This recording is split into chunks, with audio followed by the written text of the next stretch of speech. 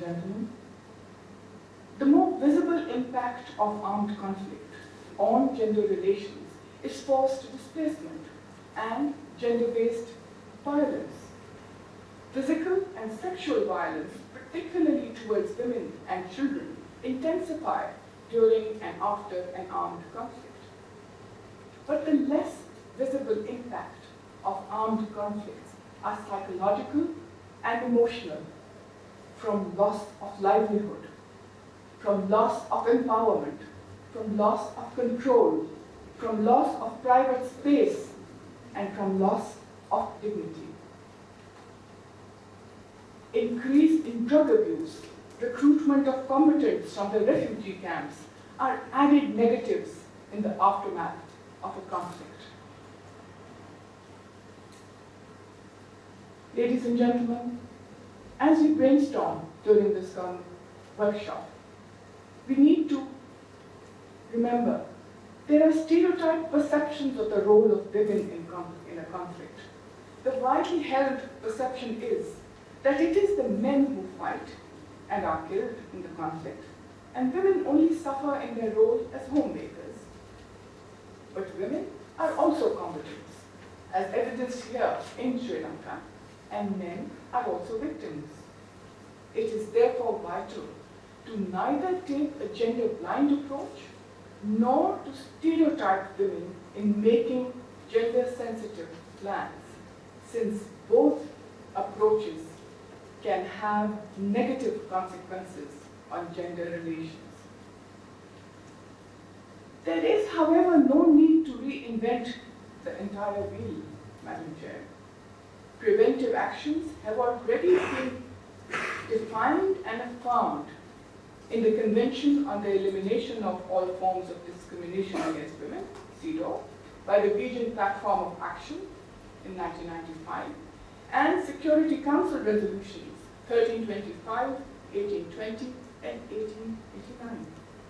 All of these request member states to increase the political representation of women, include them in decision-making, peace negotiations, and conflict resolution mechanisms, to protect them in armed conflict as they represent the most vulnerable segment of society during war and conflicts. To the participants of this workshop, I would urge that the issue is viewed in a holistic framework. The human security paradigm encompasses physical security, economic security, social security, i.e., freedom from fear and freedom from want. Improved governance, laws to protect women and children, reduction of excess military expenditure, control to access of arms, protection of human rights can all contribute to prevent armed conflicts, to ensure lasting peace.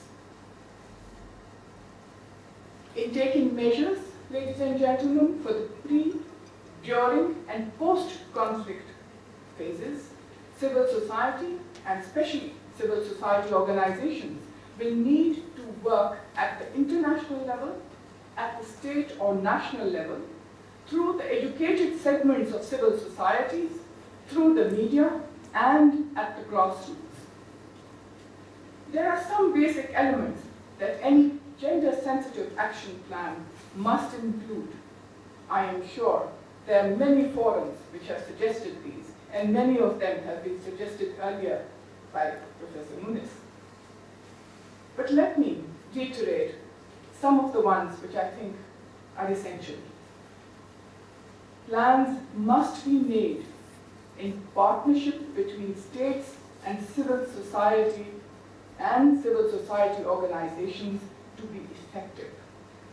The state and civil society organizations alike must address the root causes of the conflict, whether it is extremism, poverty, unemployment, or unresolved disputes.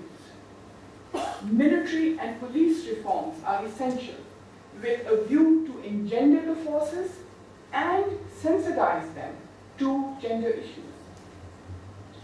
scrutiny of IDPs and refugees to prevent further recruitment of combatants is equally important.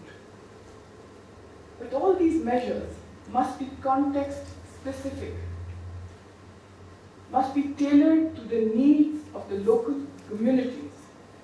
Local organizations, particularly women's groups, should be consulted and outreach and support designed to assist families and communities to adjust to changing gender roles.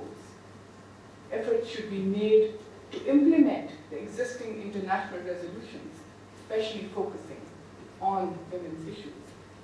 And women must be involved in gender training, in confidence building measures, and in negotiations.